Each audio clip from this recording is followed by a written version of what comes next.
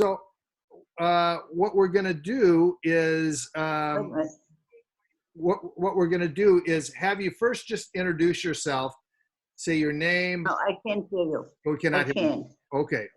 Call on the phone and then hang up. You know. Okay, I'll call you back. Okay. Call you and I'll. Okay.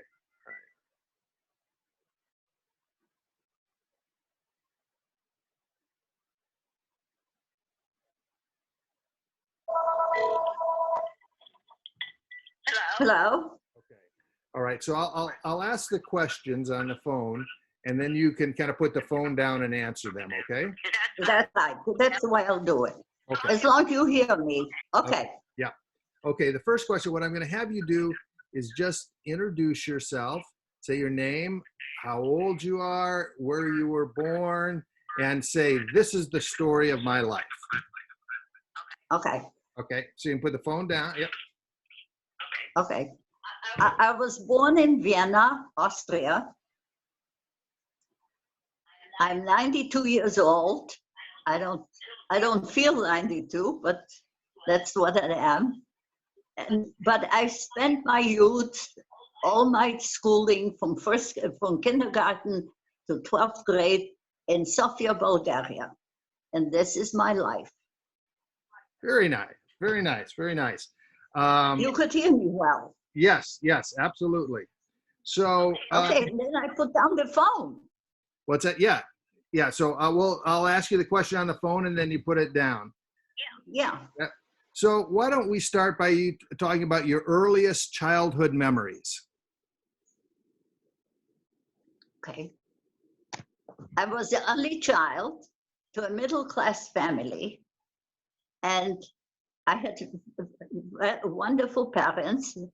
My father had a business in Vienna and in Sofia, Bulgaria.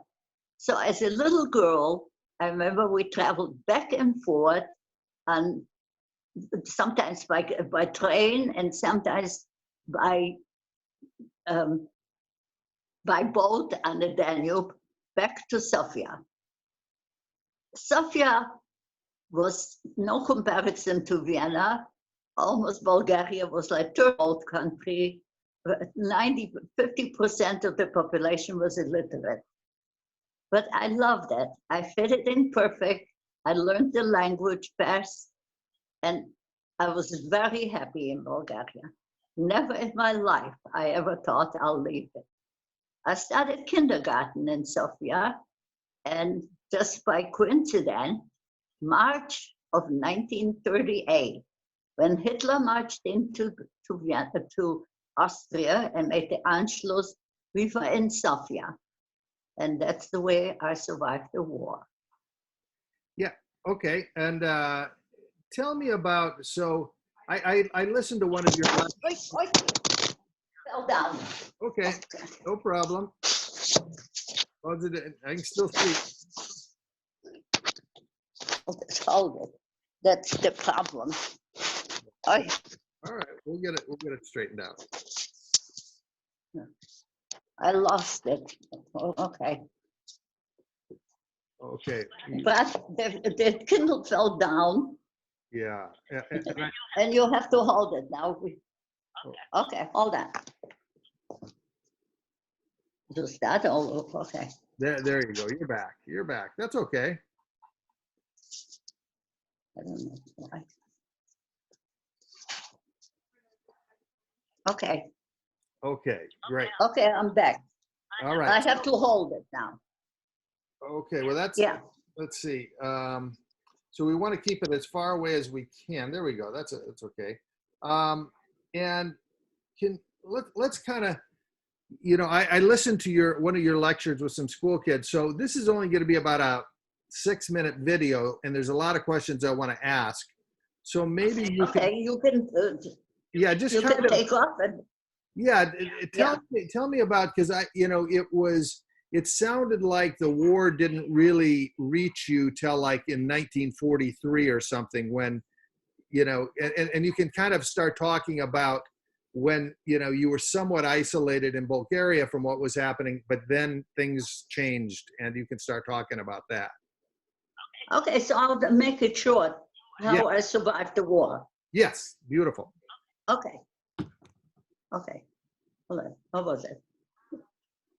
Do I talk on the phone? No, Or no. you can hear me? Yeah. Put the You phone can down. hear me. I don't. You put the phone down, and I can hear you on the. Yeah. Perfect. Okay. Yeah. Okay. Um, I survived the war in Bulgaria, and I was very lucky because there were 50,000 Jews in Bulgaria, and we all survived. We had a king, and the king somehow protected us, and also the church, I would say. Bulgaria was Eastern Orthodox. I was still deprived. I went to German school, and the moment in March of 1941, when the German troops marched into Bulgaria, I was kicked out of the German school. I couldn't get into a public school anymore because there was a quota, but I ended up in a French Catholic school. Life was tough. There were curfew. My father lost a business because we were Jewish. Jewish doctors couldn't work in hospitals. It was a tough situation, but I was always home. But in 1943, Hitler wanted the Jews. They needed us for slave labor. So 12,000 Jews were rounded up from Macedonia and Thrace, and they were shipped to Vienna, really.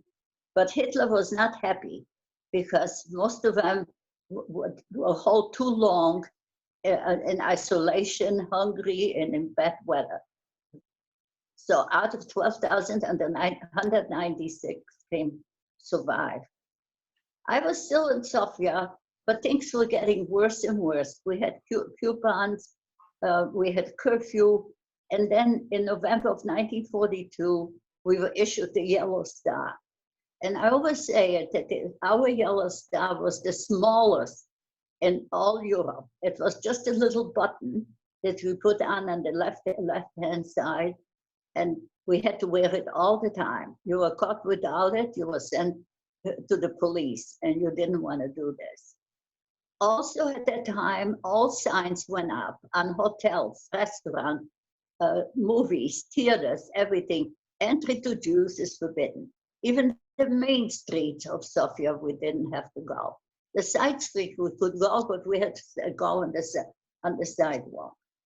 But then one day, the police came and told us we have 48 hours to pack one suitcase, 50 kilograms, and be ready on May 27 to be transported. We didn't know where, what, and how, really. But what did you take in a suitcase? 50 pounds. Of course, we took clothes and pictures and everything. We didn't know whether we were going on a real train or on the cattle car. And once you went on a cattle car, you know what your destiny would be. But sure enough, the police picked us up and we were shipped. Sofia wanted to be Judenfrei, that means Jews, free of Jews. And we were shipped to a small town outside of the Turkish border. It was a typical Turkish town still with a Turkish bath and a minaret at time. First, we didn't know what to do with us. We slept in schools on straw mattresses, strict curfew, there was a soup kitchen. And then they built a ghetto. It wasn't like in Western Europe, but we were put 3 families in one room, and we knew we were not chained in or something, but we knew, believe me, the boundaries. We only had 1 hour freedom a day, and because the house had no running water and no plumbing, so my job was to go to the well and bring 2 big buckets of water. Things were not easy. We had no food, and many, many nights I went hungry to bed, not knowing if tomorrow I can find something. My mother came down with malaria. I came down very sick with whooping cough. No doctor was allowed to go to help the Jews. No medication and no food. But somehow, in the end of August of 1944, the police came and told us, we have no more curfew, and we can have, sorry, we don't have to wear the yellow star anymore. First, we didn't believe him because we thought it's a trick that they'll catch us and get us to the police. But sure enough, I was lucky, very early, September 9, 1944, the Russians moved in through the Black Sea and liberated us. People have asked me how I found when we saw the Russians. Believe me, we were so happy to see them, because we always knew if they didn't come that early, another month or two, we would have been transported to the West. And the West was not we knew that it wasn't good. Got it. Excellent. What else? Yes, and just and say, you know, a lot of people ask me, because I heard you answer this, can you ever forgive, you know, the German people, you know, and you have a good answer for that. Okay. Looking back in my youth, I love Bulgaria because they really saved me to a certain point. I mean, my husband, unfortunately, went through much more hell. So it depends where you lived at that time in Europe. He was 14 when he entered to Auschwitz, and he had the number of Auschwitz. Can I forget? Can I forgive? Of course. If you don't forgive, you're just as mean a person. But can you forget? No, I couldn't forget. Many times I wonder, how did I survive and not have anything to eat? I still, before going to bed every night, I have to have something, a cookie, a little piece, because I don't know. Maybe tomorrow I don't have anything to eat, even in America. But you have to move on. People have asked me, would you buy any German products? No, never. Even if I had money, I would never buy a Mercedes or anything. I have never been to Germany, just transit, changing plane. Like I have no interest without. And many times I look back. It's now 75 years yesterday of liberation of Auschwitz, 80 years of ending the war. I can't understand that a nation like Germany that gave the world the best musician, the best literature, and the best scientist can do something this horrible to a human being. Right. Do you have anything else? Yes. To ask, I got a lot to ask you. Let me ask you about how you met your husband, and a little bit about, you know, his experiences as well. Oh, sure, of course. All right. Okay. After the ghetto, we went back to Sofia. I had to finish high school. Even I missed more or less 2 years of school. I had to get tutored. And then after the high school, I went back to Vienna to study because I had an uncle who survived Auschwitz. Knowing the language, that's my mother tongue, is German, of course. And I went to the University of Graz, where I got my PhD in chemistry. Somehow, my husband came from America to study there because he didn't have anybody, and he was on the GI Bill. And the GI Bill, he couldn't live here, but the dollar was very strong, so he could come to Austria to study. So that's where we met. I was supposed to join my parents in Israel, who immigrated from Bulgaria to Israel, but I came to America. My husband was born in Poland, and I always emphasize it depends where you were, how the war hit you. He was born in Poland. He was the youngest of 3 children, and like things were going slow with me. Things were going so fast. On September 9th, 1939, the Germans marched into Poland By September 9th, only 3 days later, they were in Lodge. The Yellow Star was issued, the curfew, everything was, the kids were, no children could go to public school. And in April of 1940, the Lodge ghetto was established. It was well known, was the biggest after Warsaw ghetto, where he spent 3.5 years. He was only 10 years old. He worked in a tannery where he made the belts for the Germans. You had to work from 8 to 5, 10 years old, and with 1 loaf of bread. If you didn't work, you didn't even get the loaf of bread for the week. It was, he would always say, the severe Polish winter and the malnutrition, people were dying right and left. In August of 1944, the Lodz ghetto was liquidated because the Russians were moving in. You know, he was sent, so they were all sent to Auschwitz.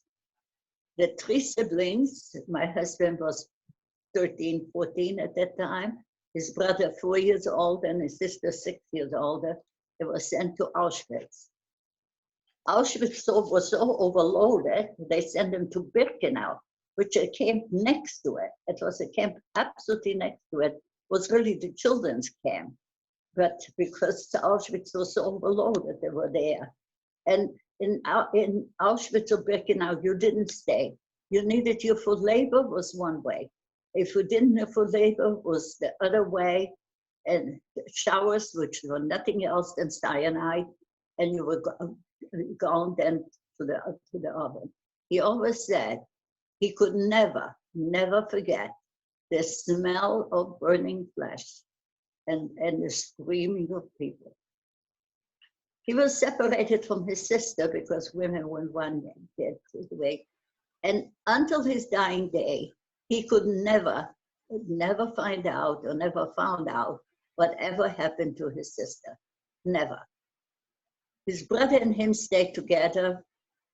They were sent, they were for labor, even that he was only 14 and very malnutrition, but they sent him, they needed him to a coal mine. He was little, you know, didn't go too much, so they needed him to go down in the shaft with explosive. He said it was very dangerous, but afterwards he could sit down and relax. But the brother was already spitting up the black dust. In March of 1945, now it was D-Day already, they were loaded on trains. The trains weren't going too fast because the British and the Americans were still bombing. They ended up in Mauthausen. Mauthausen was another tough camp. It was a quarry. You had to go up 77 steps and then come back with the stones. Then one day he would always say, a mean German Gestapo separated the 2 brothers. And that was, I think, was the hardest time for him. Then it was the death march. You had to march. If you couldn't march, they would kill you on the spot. One day, it was April 20th, 1945. You woke up in the woods. They slept in the woods. The German soldiers were gone. Whoever could crawl or walk to the highway, and it was the 5th American Infantry Division. He weighed 51 pounds at liberation, and realizing that he was the only survivor. He was placed in a DP camp, which is displaced person camp, but he was months and months in the hospital. It was malnutrition, and of course, not knowing that nobody from his big family ever survived. Then from there, he was placed, he came to America. There was a choice. You can go to America or to Israel. When he came to America, he was placed in an orphanage in New York, an orphanage in Chicago, and from there to Providence, that's where Providence comes in, into a foster home. He finished high school here. Of course, he was older than everybody else.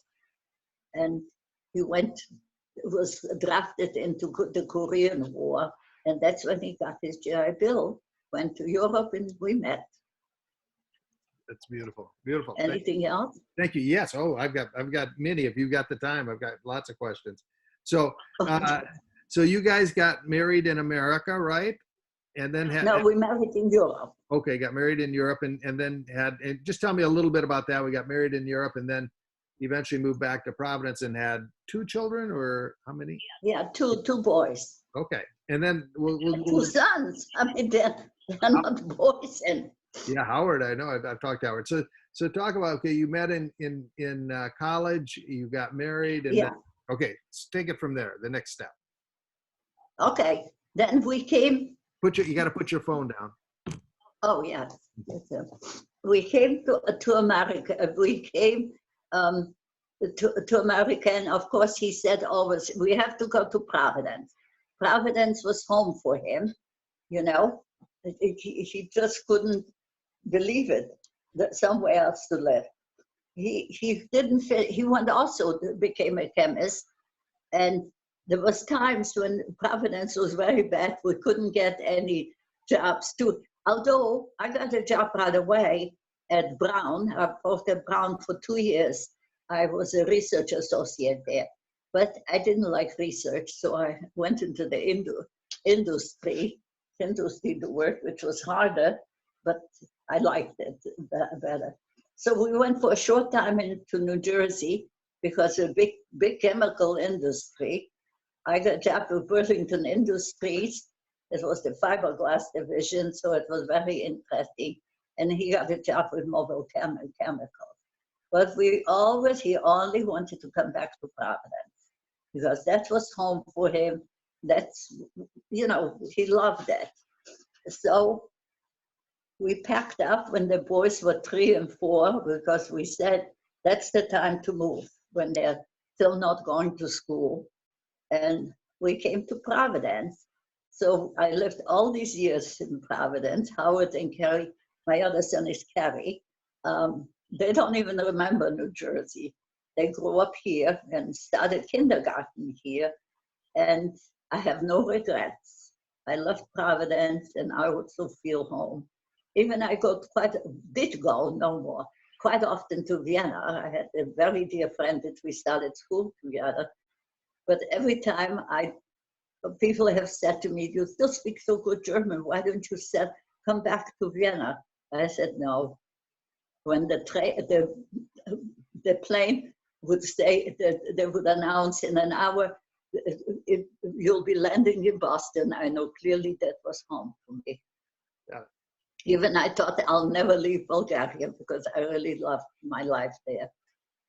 Excellent. Anything else? Now I'm going to ask you just a few random questions and see, you know, these will be surprising questions, but see if, and some you'll have a good answer to and some you don't want to answer, doesn't matter. I'm just saying, if you could say, what was the greatest day or days of your life?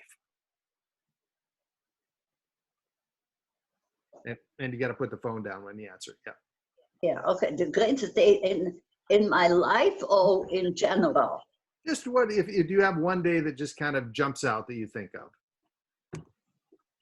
Well, I would say for my husband mostly for my husband when Howard was born, because he'd lost all his family. So when a son came that will carry on his name, I think that was the biggest day for him. And for me too, maybe also because of him, to continue to, you know, we never knew what will be to us and what will happen, that life went on. And my husband and me, we always felt we have to do something with our life. If we don't, that means Hitler succeeded to eliminate us all. Got it. That's great answer. Of course, when my second son was born a year later, it was just as happy. Got it. Exactly. This is another question. Do you have any regrets or anything you would like to have had a chance to do over?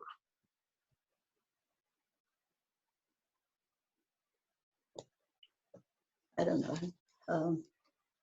You know, one regret I have. When I was growing up in Bulgaria, I had no Jewish education. Somehow it didn't work. You know, it was the war. we've already restricted. It was different. The Jewish education came that they sent a rabbi to the school or a priest or a minister, and we had special classes there. Then, of course, the German school wouldn't let a rabbi in. I didn't, it somehow, I don't know how, but, you know, there were two kinds of Jews in Bulgaria. I don't know if you, there's the Ashkenazi Jews that come from the West, and the Sephardic Jews that came from after the Inquisition in 1492 from Spain. And we were very divided. The Ashkenazi Jews were only 2,000 and there were 48,000. So everything what was going there was with the Sephardic Jews, and we didn't mix together. That's one regret, that I really didn't get a Jewish education. I didn't know anything about Judaism. I only grew up at home with a grandmother that was very religious. So the tradition I have. And when I came to America, I made sure that my both boys go to a Hebrew school, that they should know more than me. And when they came home, first grade, I started with them to learn a little bit. But I really feel that way. It's like I missed something for this. But it was the war. I couldn't help it. Is there anyone from your past that you would love to reconnect with? It could be someone living, dead, or whatever, just somebody that, it could be somebody that's still living, it could be somebody that has passed. Just who if you could, one person reconnect with, who would it be? That's alive or dead? It could be either way, either one. Just, you know, somebody that pops into your mind. Oh, if I could, of course, I would love to reconnect with my grandmother, but she's gone a long time ago. But I would like to reconnect if possible, and I did really with somebody I went to college together. I just found out maybe a year ago that he's still alive and lives in Manhattan even. So we had a long talk and we were both happy to realize that we were still alive. You know, I have nobody from my past. I miss family. I was the only child and I didn't have too many cousins. And I had one cousin in Israel and one cousin in Paris. But to reconnect, to have some family, I miss it, really. Got it. Okay. Now let me ask you this. Is there, if you could give advice to young people today growing up, what advice would you give to them, you know, based on your experiences in life? Enjoy life. Do the best you can. Have a purpose in life. My husband would always say there's two P's, and I believe in that. There's purpose and pride. And enjoy it. Do the best you can, because you never know what tomorrow brings. But do your best to achieve something in your life. Don't let it go. Very nice. What would you say you are most proud of? What accomplishment are you most proud of in your life? I mean, I am proud that I achieved my degree in spite of not being in school and never knew, who knows how things will work out. You know, I'm proud that I made it all the way to a PhD in chemistry, which wasn't easy, you know. My husband, unfortunately, didn't go that far. He only finished with a bachelor's degree. He was older and couldn't. It was the years of no schooling. You see, I was only out of school 2 years. He was 4 or 5 years out of school. It was harder for him. He couldn't, you know. He was not a well man. You know, he had open heart surgery when he was very young and back surgery because a German soldier told him. And he died also young. So things were not that easy. But I'm looking back, I think my achievement that I came to a peace. Of course, that I had a family, and I think I brought my boys up very Jewish because I missed it so much. Anything? Oh, Yeah. I don't know. Yeah, that was good. If you could give one thing, if you could do one thing to help America right now, what would you think we could do to make this country a better place? Oh no, don't let me do this. No, no, no. Too big. Okay. All right. All right. It's politics, and Yeah. I Let's stay away can't from that. stand some I didn't. people. I wasn't trying to get political. I was just saying if there's anything. And how would you like to be? Okay, I can only say, because what I went through, that you should be more tolerant to people. Doesn't matter their skin, the pigment of their skin, or education. Just be more tolerant to people. Accept them if they're good people. It doesn't matter who they are. Don't be prejudiced. That's it. Got it. Very good. How would you like to be remembered? What would you like to have people say about you?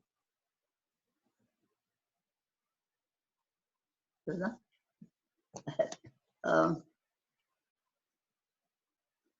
it depends how they saw me. I think I'm a very good friend. I have a lot of friends. Um, I'm a caring person. You know, I give for myself, and I even care for my children. I hope they will remember me as a good mother and as a good friend. Um, I can't praise myself. That's Right. up to them to finish. All right. This is the last one. What would you say the secret is to a long life? I have no idea. No idea. Nobody, and nobody in my family past 76. I have no idea how that happened that I'm still alive at 92. I can't believe it, I'm 92. My memory is still perfect. I still take care of everything myself. I'm fortunate now, since last year I have a heart condition, so I'm not in perfect health, but it was time. But I have no idea. I can't. And as a child, I was such a sickly child. The wind, the wind changed somewhere, and I had angina, which today I think back was just a sore throat or something. But I was in bed more than I was outside sometimes. I have, I can't end. I don't know. There must have been some good genes that I inherited from somewhere, but not from not from my parents, because my mother died. She was 70, and my father was 72. Got it. And I remember one I wanted to ask you. That's why I said I really don't know. I understand. Yeah, well, this will be the last one. Sorry, I skipped over this. Name someone you admire and why you admire them, if someone comes to mind. I don't know.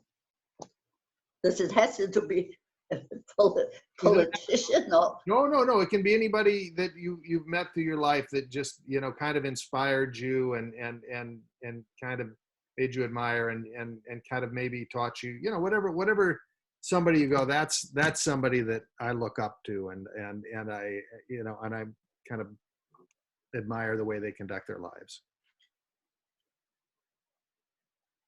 Well, the honest truth, if I look back, I should admire my husband, because what he went through as a child, maybe the first 10 years of his child, but he went through from the age of 10 to 15 and then made a life for himself, and a fairly good life, the best he could do, became a chemist. He was a very devoted father, very. He played with them ball, he taught them everything somehow. And if you met him, you would never realize what he went through. He was always with a smile and really happy, go lucky. The only thing, things sometimes reminded him back of Auschwitz or something.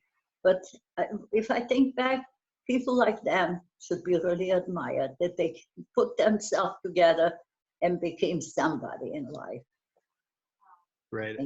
Well, that's it. My kids would like it. Yeah, that's it for me. Is there anything else you would like to just add, that you can think of to, this is your life story. Anything else you'd like to say to kind of wrap it up? No, I don't know. I think I said enough. Okay, good. I think you did very well. All righty. Well, then I'm going to let Did you. everything go well? Yes, I think so. Very nice. I appreciate it. So can you say, will you send me a copy